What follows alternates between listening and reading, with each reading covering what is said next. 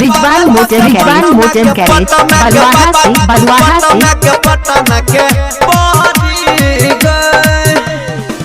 Singing बार hot star Amod अलबेला। गोरी तोहर मीठी मीठी बतिया पागल कैन छो, संग संग पतल कमरिया घायल कैन छो। लागे पागल को के पटना के पटना के परी। गोरी तोहर मीठी मीठी बतिया पागल कैन छो, संग संग पतल कमरिया घायल कैन छो। देखी देखी तोहरा कहले आहा भारी, देखी देखी तोहरा कहले आहा भारी। लागे पागल को के पटना के पटना के परी, पटना के परी। कृष्णा जी कहाँ से? कृष्णा जी कहाँ से? लागे पागल को के पटना के पटना के परी गए। Presented by माँ दुर्गा एक्सप्रेस। बलवाहा से पागल को के पटना के पटना के झिटके बाजार मधुबनी, झिटके बाजार मधुबनी।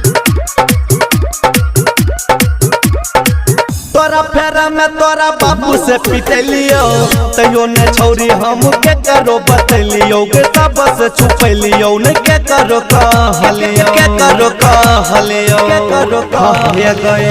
तोरा फेरा में तोरा बाबू से पिटलियो, तैयो ने छौरी हम के करो बतलियो। के सब से छुपलियो, सब से छुपलियो।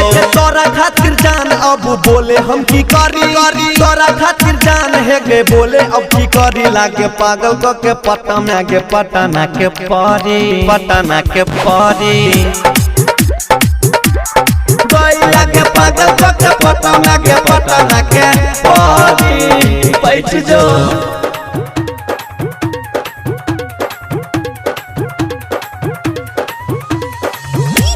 कृष्णा जी कहाँ से? कृष्णा जी कहाँ से हैं? आर के जी की तरफ से। पागल को के पटना के पटना के झिटके बाजार मधुबनी, झिटके बाजार मधुबनी।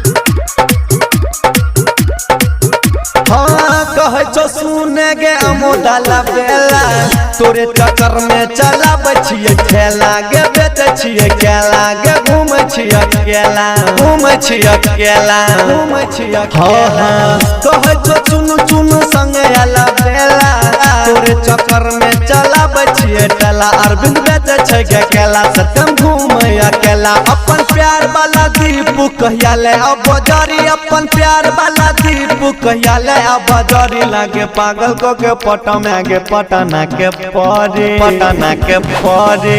कृष्णा म्यूजिक बलवाहा। लागे पागल को के पटना के पटना के परी।